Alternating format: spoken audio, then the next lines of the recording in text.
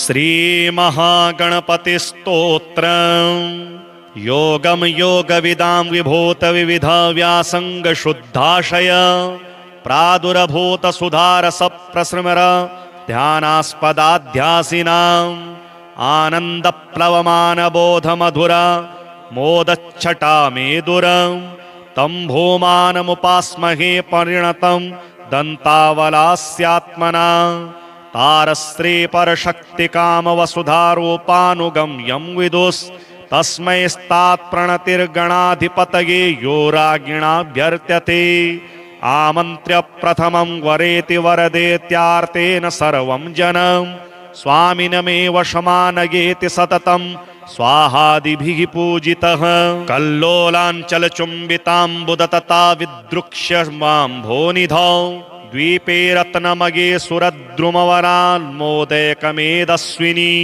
मूले कल्पतरोर्महामणिमगे पीठेक्षराम्भोरुहे षट्कोणाकलितत्रिकोणरचना सत्कर्णिमयीमुं भजे चक्रप्रासरसालकार्मुकगदा सद्बीजपूरद्विज विह्यग्रोत्पलपाशपङ्कजकरं शुण्डाग्रजाग्रद्घटम् आश्लिष्टं प्रियया सरोजकरया रत्नस्फुरदभूषया माणिक्यप्रतिमं महागणपतिं विश्वेशमासास्महे दानाम्भः परिमेदुरप्रस्रमर व्यालम्बिरोलम्बभृत सिन्दूरारुणगण्डमण्डयुगल व्याजात् प्रशस्तिद्वयं त्रैलोक्येष्टविधानवर्णसुभगं यः पद्मरागोपमं धत्ते स श्रियमातनोतु सततं देवो गणानां पतिः भ्राम्यनमन्दरघूर्णनापरवश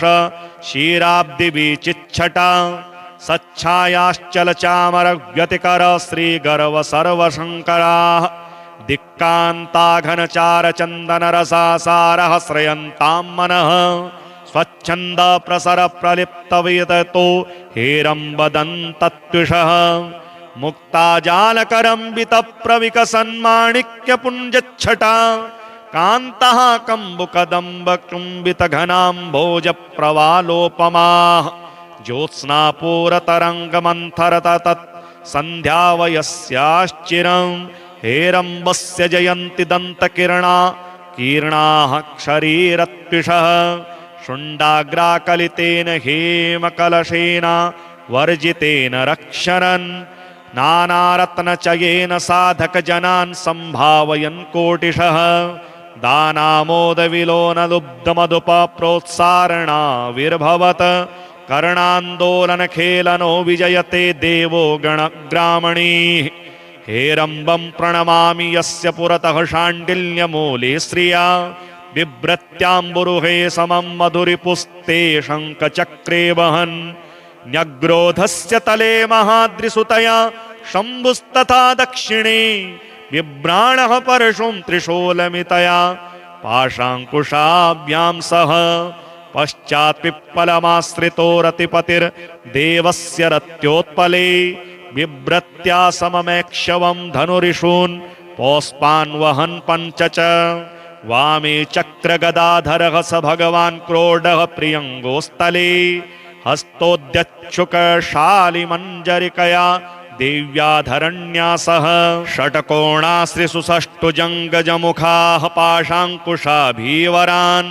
बिभ्राणः प्रमदा सखाः प्रथुमः शोणाश्मपुञ्जत्विषः आमोदः पुरतः प्रमोदसुमुखौ तं चाभितो दुर्मुखः पश्चात्पार्श्वगतोऽस्य विघ्न इति यो विघ्नकर्तेति च आमोदादिगणेश्वर प्रियतमास्तैत्रमेव नित्यं स्थिताः कान्ताश्लेषरसज्ञमन्थरदृशः सिद्धिः समृद्धिस्ततः कान्तिर्या मदनावतीत्यपि तथा कल्पेषु या गीयते सान्यायापि मदद्रवा तत्परा द्राविण्यमोह पूजिताः आश्लिष्टौ वसुधेत्यथो वसुमती ताभ्यां स्थिता लोहितौ वर्षन्तौ वसुपार्श्वयोर्विलसतस्तौ शङ्खपद्मौ निधि अंगान्यन्यवमातरश्च परितः शक्रादयोब्जाश्रया स्तब्धा ये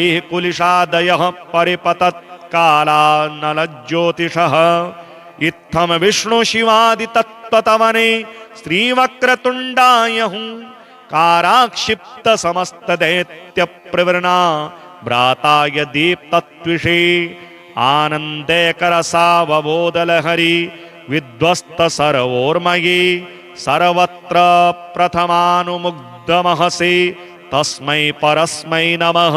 सेवा हेवाकि देवासुर नर निकर स्वार कोटिर कोटि काटी व्याटी कमान द्युमणि सममणि श्रोणि भावेणिकानां राजन्नी राजन स्त्री सखचरण नख द्योत विद्योतमानः श्रेयः स्थेयः सदेयान् मम विलसदृशो बन्धुरं सिन्धुरास्यः एतेन प्रकटरहस्य मन्त्रमाला गर्भेण स्फुटतर संविदास्तवेन यः स्तौति प्रचुरतं महागणेशं तस्येयं भवति वंशवदात्रिलोकी।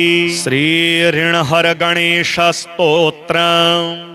कैलासपर्वते रम्ये शम्भुं चन्द्रार्धशेखरं षडाम्नाय समायुक्तं पप्रच्छ नगकन्यका पार्वत्युवाच देवेश परमेशान सर्वशास्त्रार्थपारग उपायं ऋणनाशस्य कृपया वद साम्प्रतं सम्यक् पृष्टं त्वया भद्रे लोकानां हितकाम्यया तत्सर्वं सम्प्रवक्ष्यामि सावधानावधारय।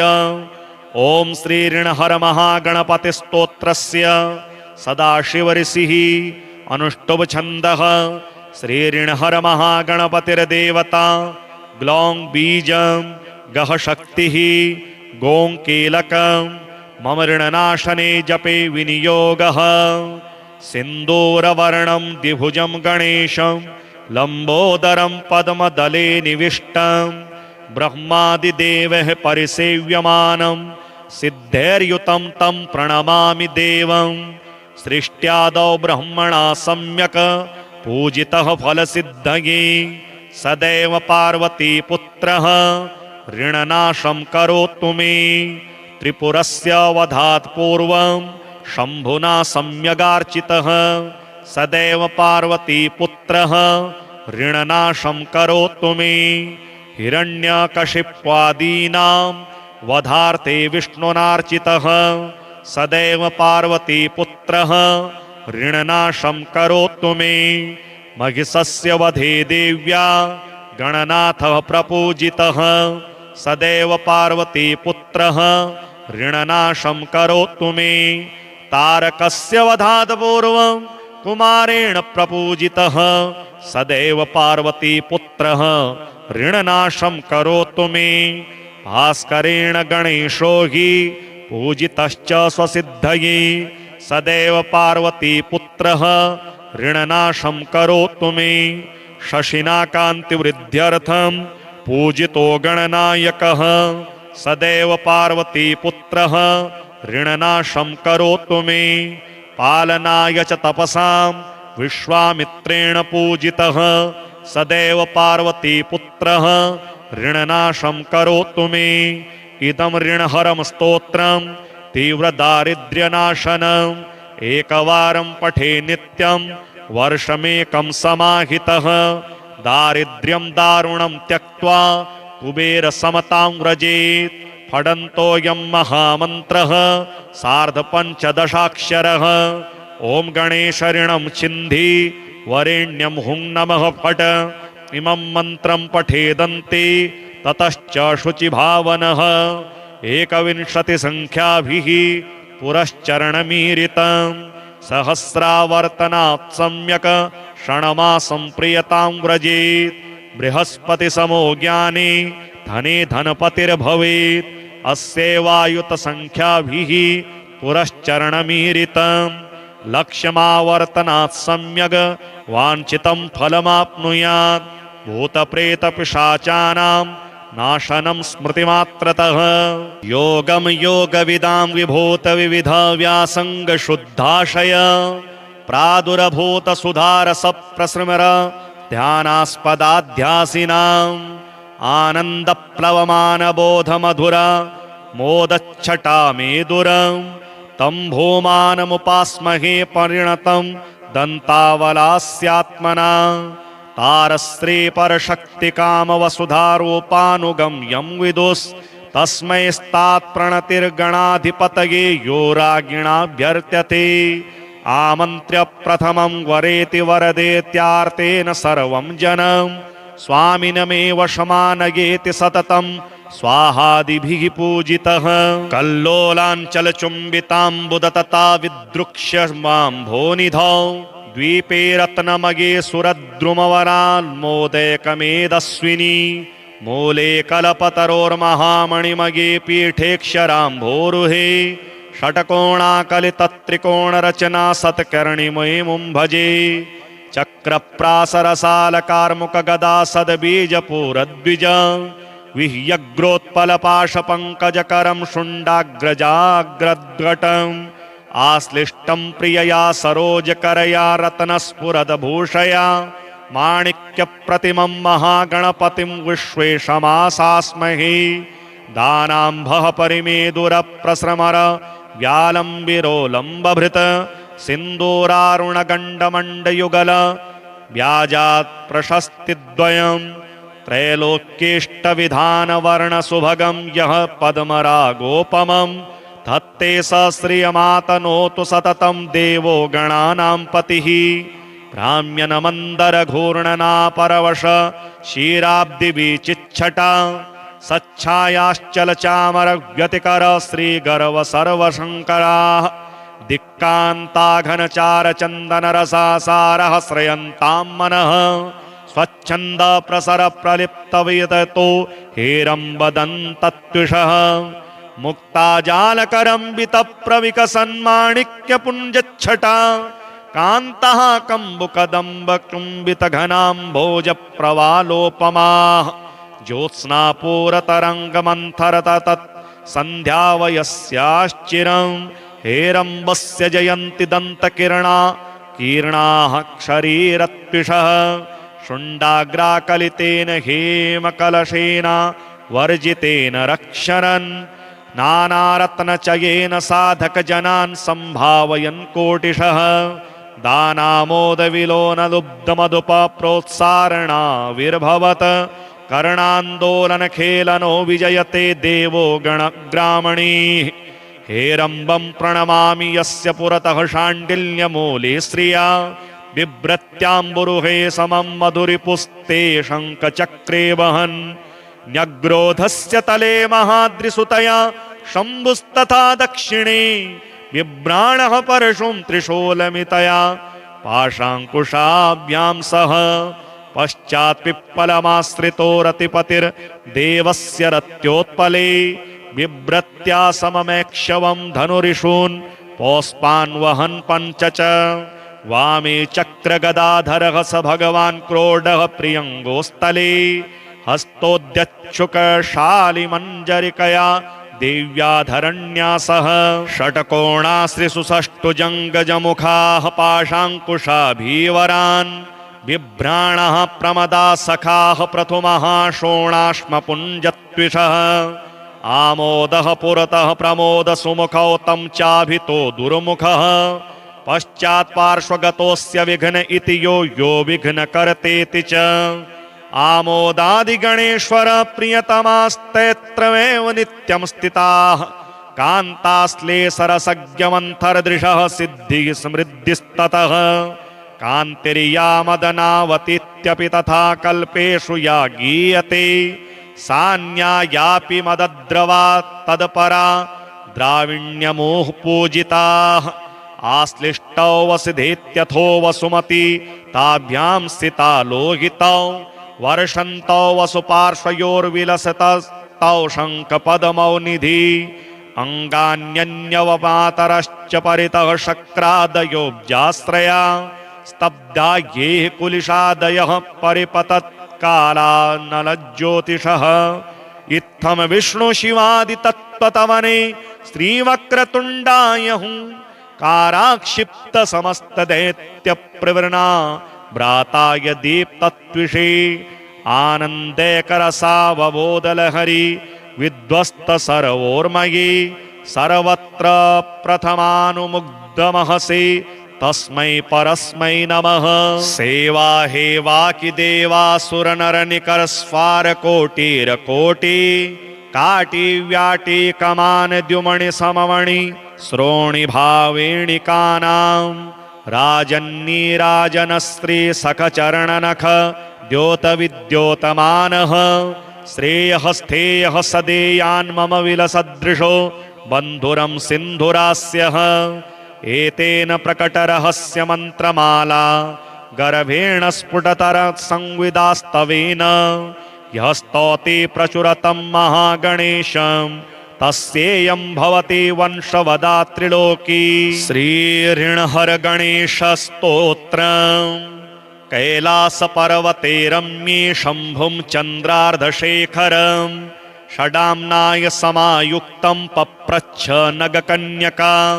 पार्वत्युवाच देवेश परमेशान सर्वशास्त्रार्थपारग उपायं ऋणनाशस्य कृपया वद साम्प्रतं।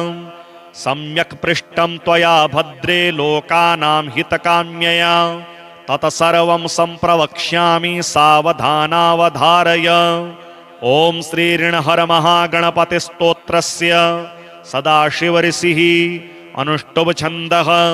श्रीऋणहर महागणपतिर्देवता ग्लौं बीजं गः शक्तिः गों कीलकं मम ऋणनाशने जपे विनियोगः।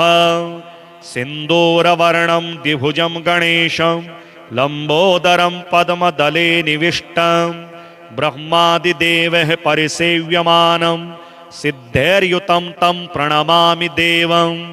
सृष्ट्यादौ ब्रह्मणा सम्यक् पूजितः फलसिद्धये सदैव पार्वतीपुत्रः ऋणनाशं करोतु मे। त्रिपुरस्य वधात् पूर्वं शम्भुना सम्यगार्चितः सदैव पार्वतीपुत्रः ऋणनाशं करोतु मे। हिरण्यकशिप्वादीनां वधार्थे विष्णुनार्चितः सदैव पार्वतीपुत्रः ऋणनाशं करोतु मे। महिषस्य वधे देव्या गणनाथः प्रपूजितः सदैव पार्वतीपुत्रः ऋणनाशं करोतु मे। तारकस्य वधात् पूर्वं कुमारेण प्रपूजितः सदैव पार्वतीपुत्रः ऋणनाशं करोतु मे। भास्करेण गणेशो हि पूजितश्च स्वसिद्धये सदैव पार्वतीपुत्रः ऋणनाशं करोतु मे। शशिना कान्तिवृद्ध्यर्थं पूजितो गणनायकः सदैव पार्वतीपुत्रः ऋणनाशं करोतु मे। पालनाय च तपसां विश्वामित्रेण पूजितः सदैव पार्वतीपुत्रः ऋणनाशं करोतु मे। इदं ऋणहरं स्तोत्रं तीव्रदारिद्र्यनाशनम् एकवारं पठे नित्यं वर्षमेकं समाहितः। दारिद्र्यं दारुणं त्यक्त्वा कुबेरसमतां व्रजेत्। फडन्तोऽयं महामन्त्रः सार्धपञ्चदशाक्षरः। ॐ गणेश ऋणं छिन्धि वरेण्यं हुं नमः फट्। इमं मन्त्रं पठेदन्ते ततश्च शुचिभावनः। 21 संख्याभिः पुरश्चरणमीरितं सहस्रावर्तनात् सम्यक् षण्मासं प्रियतां व्रजेत्। बृहस्पतिसमो ज्ञाने धने धनपतिर्भवेत्। अस्यैवायुत संख्याभिः पुरश्चरणमीरितं लक्ष्यमावर्तनात् सम्यक् वाञ्छितं फलमाप्नुयात्। भूतप्रेतपिशाचानां नाशनं स्मृतिमात्रतः। योगं योगविदां विभूत विविध व्यासंग शुद्धाशय प्रादुरभूत सुधारस प्रसृमर ध्यानास्पदाध्यासिनाम् आनन्दप्लवमान बोध मधुर मोदच्छटा मेदुरं तं भूमानमुपास्महे परिणतं दन्तावलास्यात्मना। तारस्त्री परशक्तिकामवसुधारूपानुगम्यं विदुस् तस्मै स्तात् प्रणतिर्गणाधिपतये यो राज्ञिणाभ्यर्त्यते। आमन्त्र्य प्रथमं वरेति वरदेत्यार्तेन सर्वं जनं स्वामिनमेव शमानयेति सततं स्वाहादिभिः पूजितः कल्लोलाञ्चलचुम्बिताम्बुदतता विदृक्ष्य माम्भोनिधौ द्वीपे रत्नमये सुरद्रुमवरान्मोदयकमेदस्विनी मूले कल्पतरोर्महामणिमये पीठेक्षराम्भोरुहे षट्कोणाकलितत्रिकोणरचना सत्कर्णिमयीमुं भजे चक्रप्रासरसालकार्मुकगदा सद्बीजपूरद्विज विह्यग्रोत्पलपाशपङ्कजकरं शुण्डाग्रजाग्रद्घटम् आश्लिष्टं प्रियया सरोजकरया रत्नस्फुरदभूषया माणिक्यप्रतिमं महागणपतिं विश्वेशमासास्महे दानाम्भः परिमेदुरप्रस्रमर व्यालम्बिरोलम्बभृत सिन्दूरारुणगण्डमण्डयुगल व्याजात् प्रशस्तिद्वयं त्रैलोक्येष्टविधानवर्णसुभगं यः पद्मरागोपमं धत्ते स श्रियमातनोतु सततं देवो गणानां पतिः भ्राम्यनमन्दरघूर्णनापरवश क्षीराब्धिविचिच्छटा सच्छायाश्चलचामरव्यतिकर श्रीगर्व सर्वशङ्कराः दिक्कान्ताघनचारचन्दनरसासारः श्रयन्तां मनः स्वच्छन्द प्रसर प्रलिप्तविततो हेरम्बदन्तत्विषः मुक्ताजालकरम्बितप्रविकसन्माणिक्यपुञ्जच्छटा कान्तः कम्बुकदम्बकुम्बितघनाम्भोजप्रवालोपमाः ज्योत्स्नापूरतरङ्गमन्थरतत् सन्ध्यावयस्याश्चिरं हेरम्बस्य जयन्ति दन्तकिरणा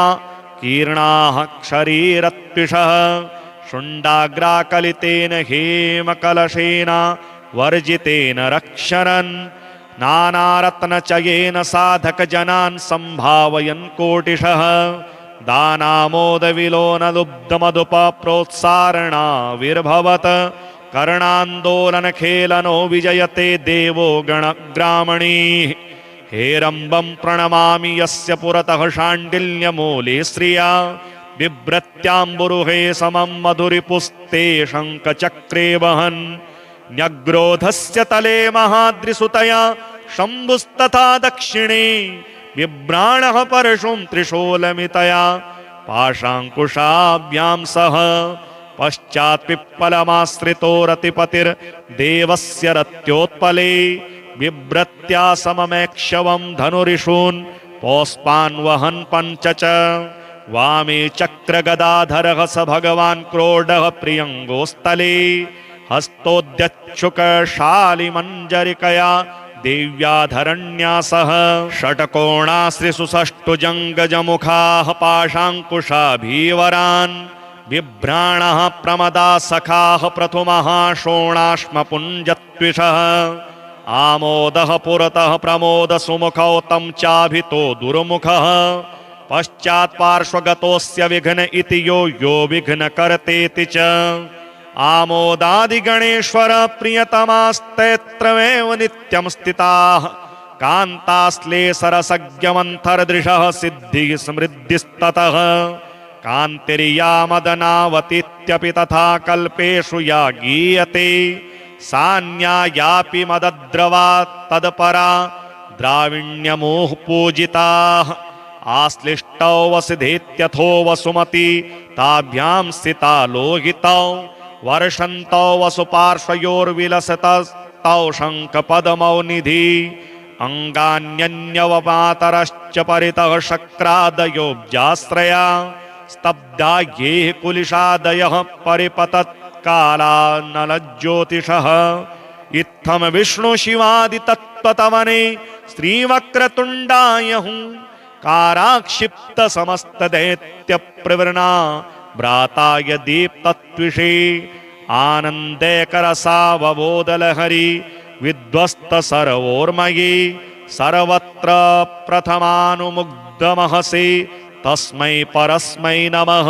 सेवा हेवाकि देवासुरनरनिकरस्फारकोटिरकोटि काटिव्याटिकमानद्युमणि सममणि श्रोणि भावेणिकानां राजन्नीराजनस्त्री सखचरणनख द्योतविद्योतमानः श्रेयःस्थेयः सदेयान्मम विलसदृशो बन्धुरं सिन्धुरास्यः एतेन प्रकटरहस्य मन्त्रमाला गर्भेण स्फुटतर संविदास्तवेन यः स्तौति प्रचुरतं महागणेशं तस्येयं भवति वंशवदात्रिलोकी। श्रीऋणहर गणेश स्तोत्रम्।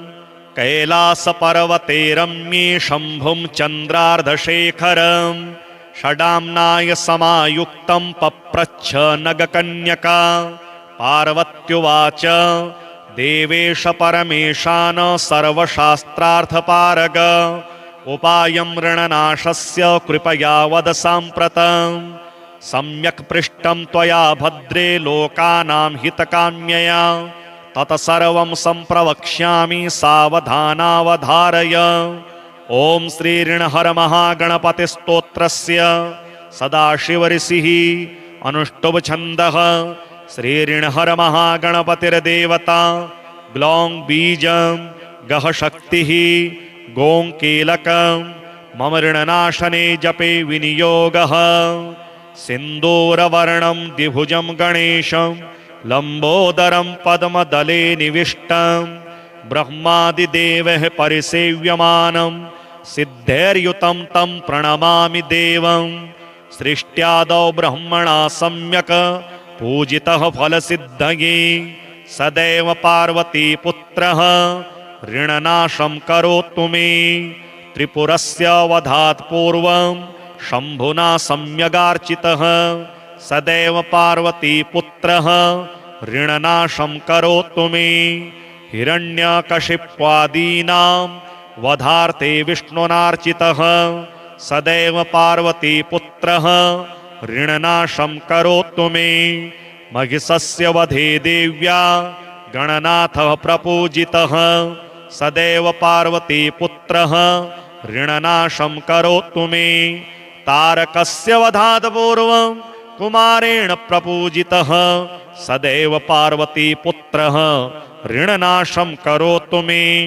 भास्करेण गणेशो हि पूजितश्च स्वसिद्धये सदैव पार्वतीपुत्रः ऋणनाशं करोतु मे। शशिना कान्तिवृद्ध्यर्थं पूजितो गणनायकः सदैव पार्वतीपुत्रः ऋणनाशं करोतु मे। पालनाय च तपसां विश्वामित्रेण पूजितः सदैव पार्वतीपुत्रः ऋणनाशं करोतु मे। इदं ऋणहरं स्तोत्रं तीव्रदारिद्र्यनाशनम् एकवारं पठे नित्यं वर्षमेकं समाहितः।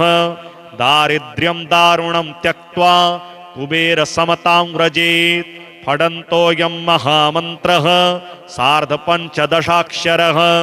ॐ गणेश ऋणं छिन्धि वरेण्यं हुं नमः फट्। इमं मन्त्रं पठेदन्ते ततश्च शुचिभावनः। 21 संख्याभिः पुरश्चरणमीरितं सहस्रावर्तनात् सम्यक् षण्मासं प्रियतां व्रजेत्। बृहस्पतिसमो ज्ञाने धने धनपतिर्भवेत्। अस्यैवायुत संख्याभिः पुरश्चरणमीरितं लक्ष्यमावर्तनात् सम्यक् वाञ्छितं फलमाप्नुयात्। भूतप्रेतपिशाचानां नाशनं स्मृतिमात्रतः।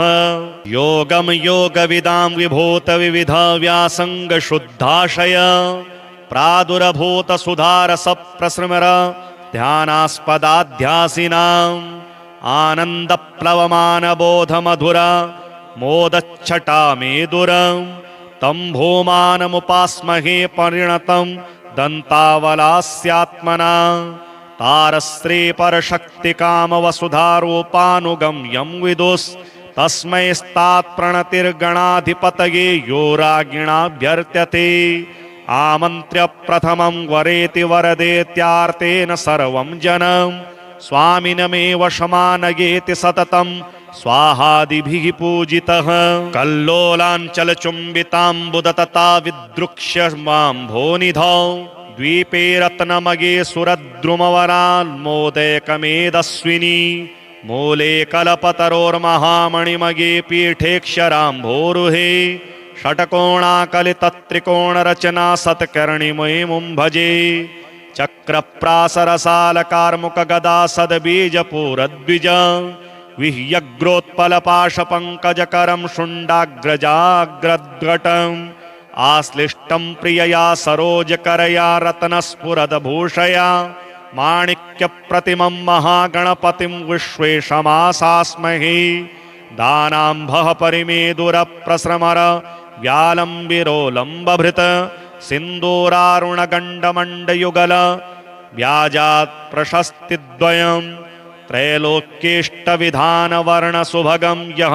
पद्मरागोपमं धत्ते स श्रियमातनोतु सततं देवो गणानां पतिः भ्राम्यनमन्दरघूर्णनापरवश क्षीराब्धिविचिच्छटा सच्छायाश्चलचामरव्यतिकर श्रीगर्व सर्वशङ्कराः दिक्कान्ताघनचारचन्दनरसासारः श्रयन्तां मनः स्वच्छन्द प्रसर प्रलिप्तविदतो हेरम्बदन्तत्विषः मुक्ताजालकरम्बितप्रविकसन्माणिक्यपुञ्जच्छटा कान्तः कम्बुकदम्बकुम्बितघनाम्भोजप्रवालोपमाः ज्योत्स्नापूरतरङ्गमन्थरतत् सन्ध्यावयस्याश्चिरं हेरम्बस्य जयन्ति दन्तकिरणा कीर्णाः क्षरीरत्विषः शुण्डाग्राकलितेन हेमकलशेन वर्जितेन रक्षरन्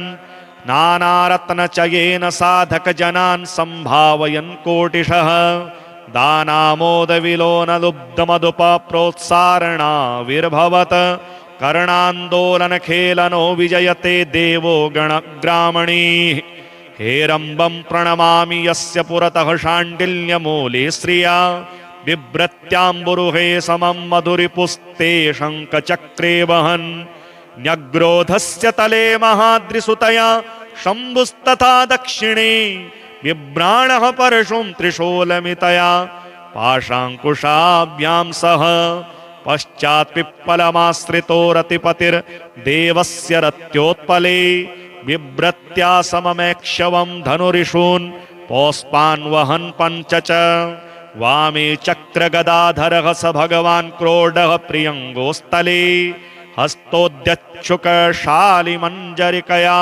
देव्याधरण्यासः षट्कोणाश्रिसुषष्टुजङ्गजमुखाः पाशाङ्कुशाभीवरान् बिभ्राणः प्रमदा सखाः प्रथुमः शोणाश्मपुञ्जत्विषः आमोदः पुरतः प्रमोदसुमुखौ तं चाभितो दुर्मुखः पश्चात् पार्श्वगतोऽस्य विघ्न इति यो विघ्नकर्तेति च आमोदादिगणेश्वर प्रियतमास्तेत्रमेव नित्यं स्थिताः कान्ताश्लेषरसज्ञमन्थरदृशः सिद्धिः समृद्धिस्ततः कान्तिर्यामदनावतीत्यपि तथा कल्पेषु या गीयते सान्यायापि मदद्रवा तत्परा द्राविण्यमुः पूजिताः आश्लिष्टौ वसुधेत्यथो वसुमती ताभ्यां स्थिता लोहितौ वर्षन्तौ वसुपार्श्वयोर्विलसतस्तौ शङ्खपद्मौ निधि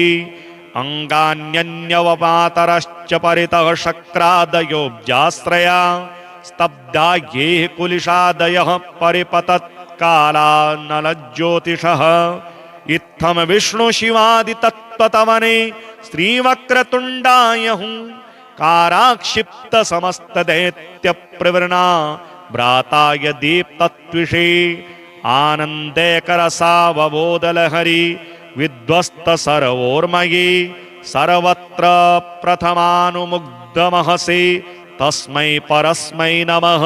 सेवा हेवाकि देवासुरनरनिकरस्वारकोटिरकोटि काटिव्याटि कमान द्युमणि सममणि श्रोणि भावेणिकानां राजन्नीराजनस्त्री सखचरणनख द्योतविद्योतमानः श्रेयः स्थेयः सदेयान् मम विलसदृशो बन्धुरं सिन्धुरास्यः एतेन प्रकटरहस्यमन्त्रमाला गर्भेण स्फुटतर संविदास्तवेन यः स्तौति प्रचुरतं महागणेशं तस्येयं भवति वंशवदात्रिलोकी। श्रीऋणहर गणेश स्तोत्रम्।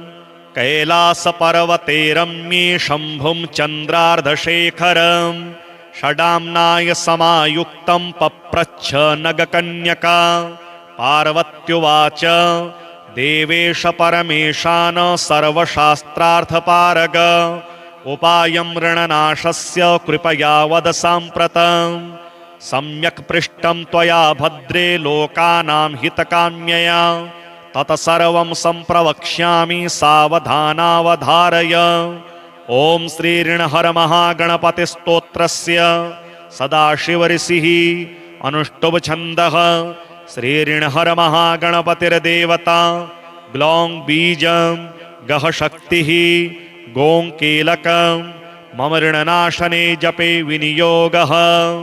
सिन्दूरवर्णं द्विभुजं गणेशं लम्बोदरं पद्मदले निविष्टं ब्रह्मादिदेवः परिसेव्यमानं सिद्धैर्युतं तं प्रणमामि देवं।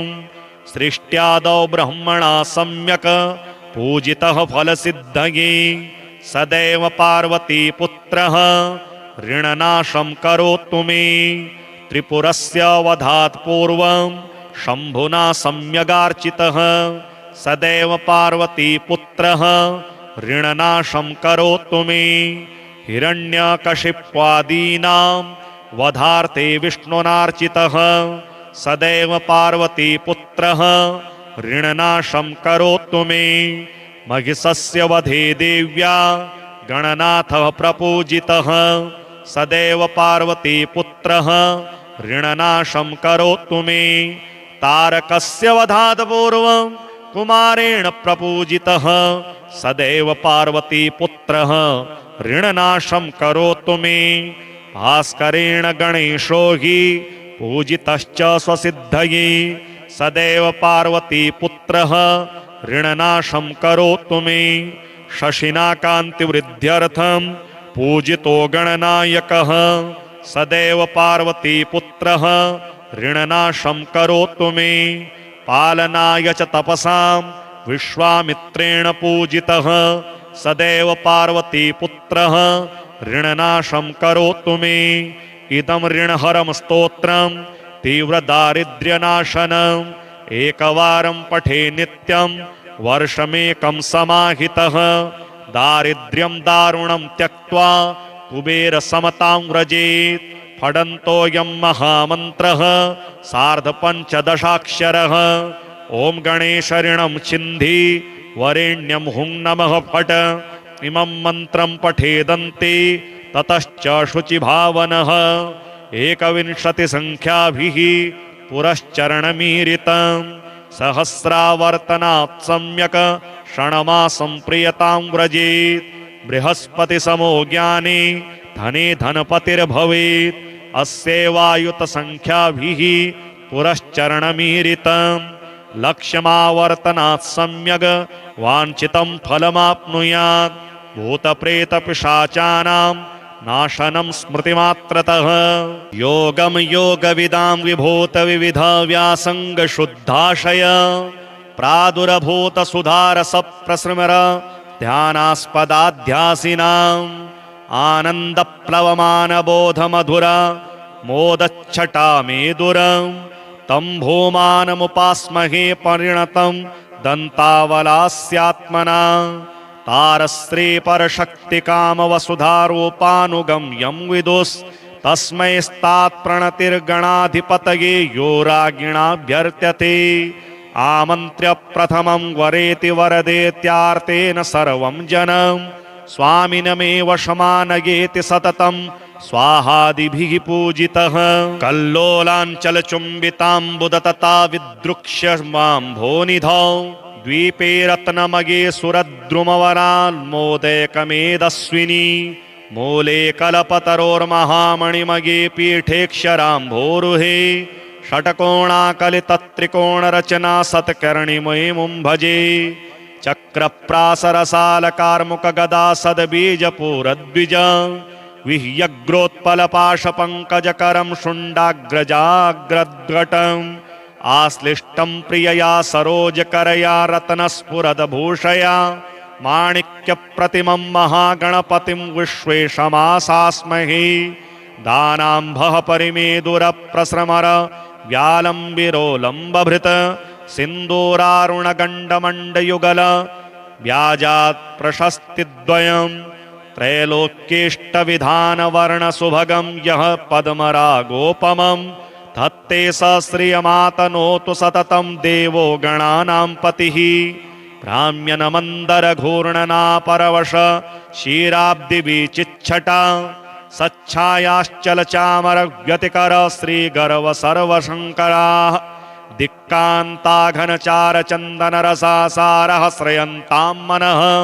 स्वच्छन्द प्रसर प्रलिप्तविदतो हेरम्बदन्तत्विषः मुक्ताजालकरम्बितप्रविकसन्माणिक्यपुञ्जच्छटा कान्तः कम्बुकदम्बकुम्बितघनाम्भोजप्रवालोपमाः ज्योत्स्नापूरतरङ्गमन्थरतत् सन्ध्यावयस्याश्चिरं हेरम्बस्य जयन्ति दन्तकिरणा कीर्णाः क्षरीरत्विषः शुण्डाग्राकलितेन हेमकलशेन वर्जितेन रक्षरन् नानारत्नचयेन साधकजनान् सम्भावयन् कोटिशः दानामोदविलोनलुब्धमधुपप्रोत्सारणाविर्भवत् कर्णान्दोलनखेलनो विजयते देवो गणग्रामणीः हेरम्बं प्रणमामि यस्य पुरतः शाण्डिल्यमूले श्रिया बिभ्रत्याम्बुरुहे समं मधुरिपुस्ते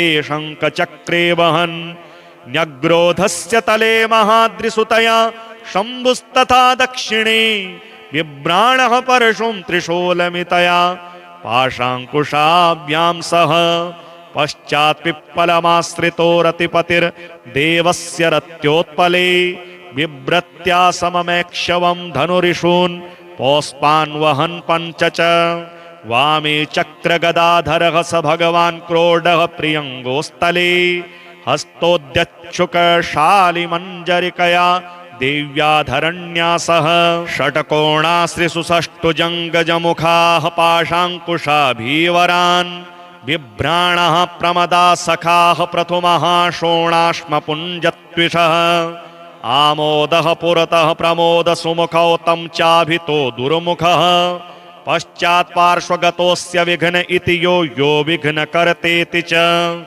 आमोदादिगणेश्वर प्रियतमास्तैत्रमेव नित्यं स्थिताः कान्ताश्लेषरसज्ञमन्थरदृशः सिद्धिः समृद्धिस्ततः कान्तिर्या मदनावतीत्यपि तथा कल्पेषु या गीयते सान्यायापि मदद्रवा तत्परा द्राविण्यमुः पूजिताः आश्लिष्टौ वसुधेत्यथो वसुमती ताभ्यां स्थिता लोहितौ वर्षन्तौ वसुपार्श्वयोर्विलसतस्तौ शङ्खपदमौ निधि अङ्गान्यन्यवमातरश्च परितः शक्रादयोऽब्जाश्रया स्तब्धा ये कुलिशादयः परिपतत्कालानलज्योतिषः इत्थं विष्णुशिवादितत्त्वतवने श्रीवक्रतुण्डायहुं काराक्षिप्त समस्तदैत्यप्रवृणा भ्राताय दीप्तत्विषे आनन्दैकरसावबोधलहरी विध्वस्त सर्वोर्मयी सर्वत्र प्रथमानुमुग्धमहसि तस्मै परस्मै नमः। सेवा हेवाकि देवासुरनरनिकरस्वारकोटिरकोटि काटिव्याटि कमान द्युमणि सममणि श्रोणि भावेणिकानां राजन्नीराजनस्त्री सखचरणनख द्योतविद्योतमानः श्रेयः स्थेयः सदेयान् मम विलसदृशो बन्धुरं सिन्धुरास्यः एतेन प्रकटरहस्य मन्त्रमाला गर्भेण स्फुटतर संविदास्तवेन यः स्तौति प्रचुरतं महागणेशं तस्येयं भवति वंशवदा त्रिलोकी।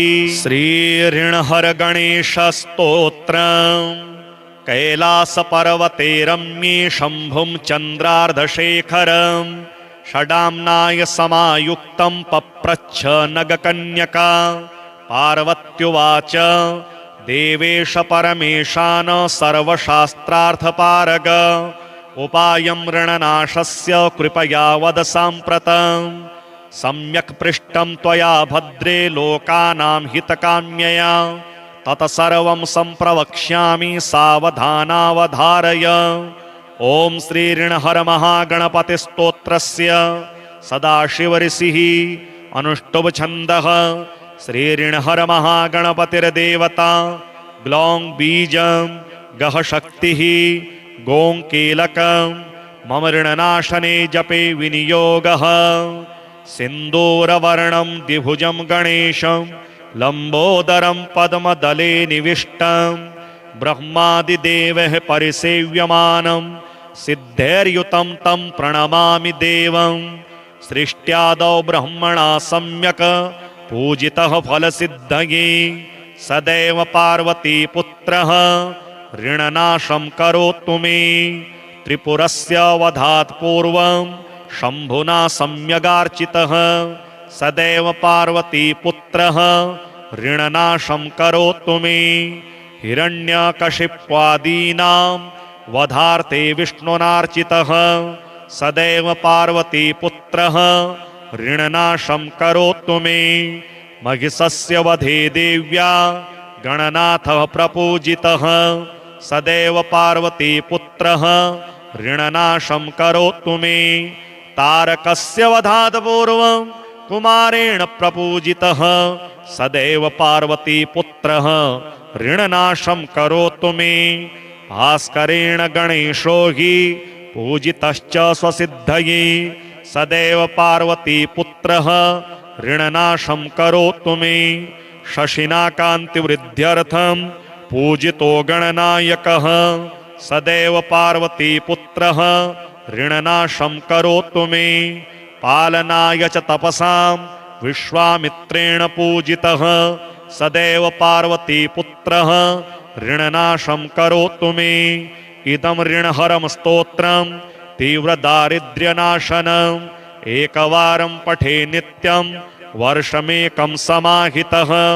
दारिद्र्यं दारुणं त्यक्त्वा कुबेरसमतां व्रजेत्। फडन्तोऽयं महामन्त्रः सार्धपञ्चदशाक्षरः। ॐ गणेश ऋणं छिन्धि वरेण्यं हुं नमः फट्। इमं मन्त्रं पठेदन्ते ततश्च शुचिभावनः। 21 संख्याभिः पुरश्चरणमीरितं सहस्रावर्तनात् सम्यक् षण्मासं प्रियतां व्रजेत्। बृहस्पतिसमो ज्ञाने धने धनपतिर्भवेत्। अस्यैवायुत संख्याभिः पुरश्चरणमीरितं लक्ष्यमावर्तनात् सम्यक् वाञ्छितं फलमाप्नुयात्। भूतप्रेतपिशाचानां नाशनं स्मृतिमात्रतः। योगं योगविदां विभूतविविधव्यासङ्गशुद्धाशय प्रादुरभूतसुधारसप्रसृमर ध्यानास्पदाध्यासिनाम् आनन्दप्लवमानबोधमधुर मोदच्छटामेदुरं तं भूमानमुपास्महे परिणतं दन्तावलास्यात्मना। तारस्त्री परशक्तिकामवसुधारूपानुगम्यं विदुस् तस्मै स्तात्प्रणतिर्गणाधिपतये यो राज्ञिणाभ्यर्त्यते। आमन्त्र्य प्रथमं वरेति वरदेत्यार्तेन सर्वं जनं स्वामिनमेव शमानयेति सततं स्वाहादिभिः पूजितः।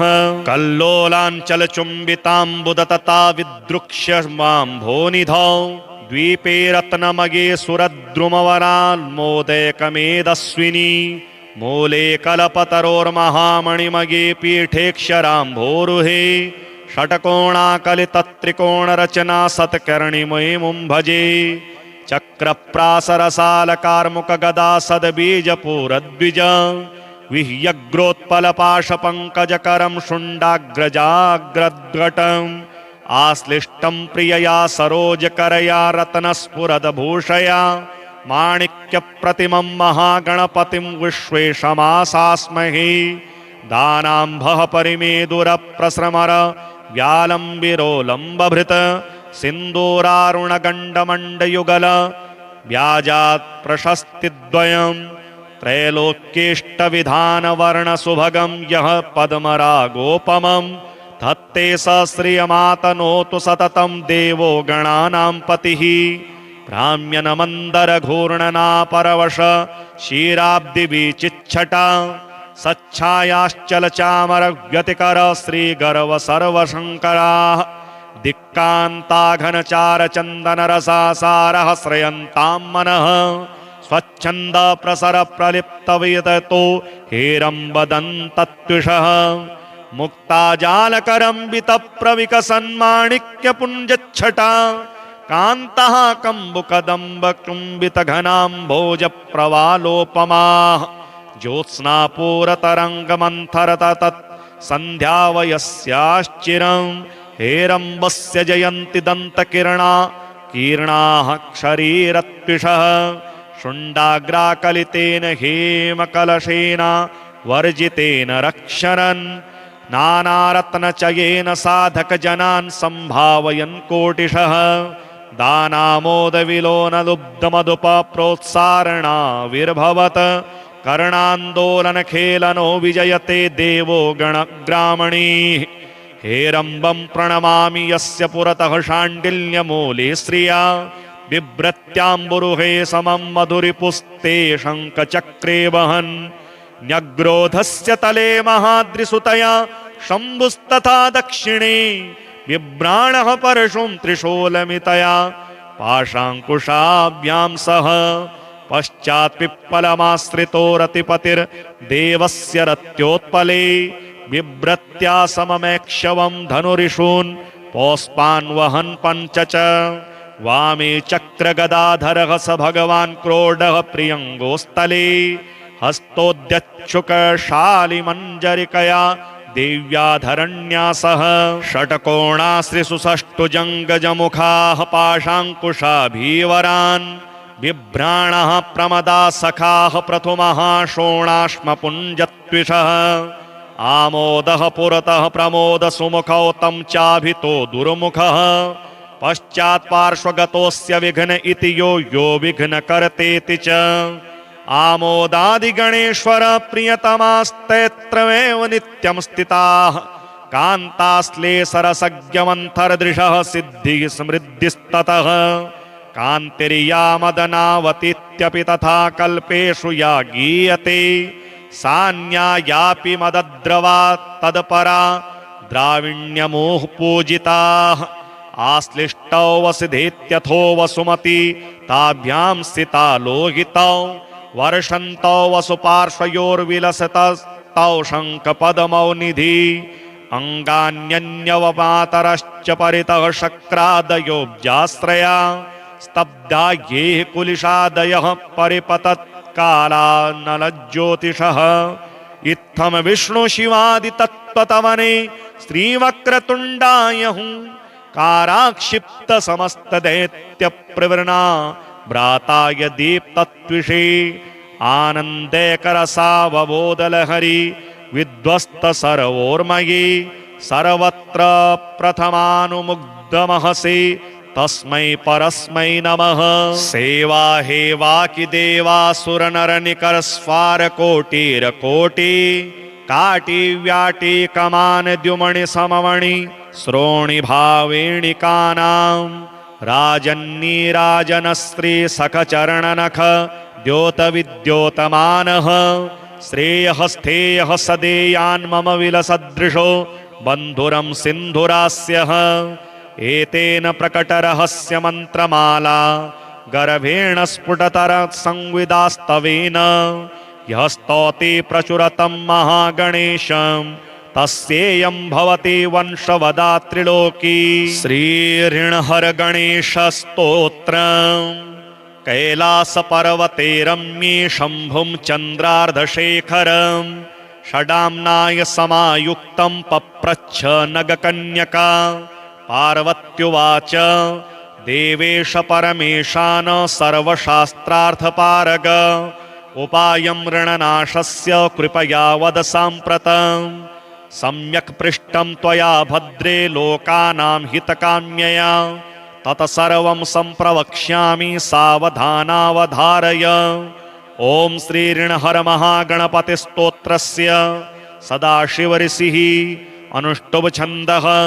श्री ऋणहर महागणपतिर्देवता ग्लौं बीजं गह शक्तिः गों कीलकं मम ऋणनाशने जपे विनियोगः।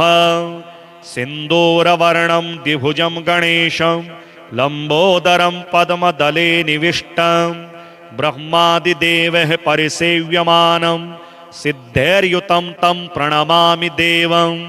सृष्ट्यादौ ब्रह्मणा सम्यक् पूजितः फलसिद्धये सदैव पार्वतीपुत्रः ऋणनाशं करोतु मे।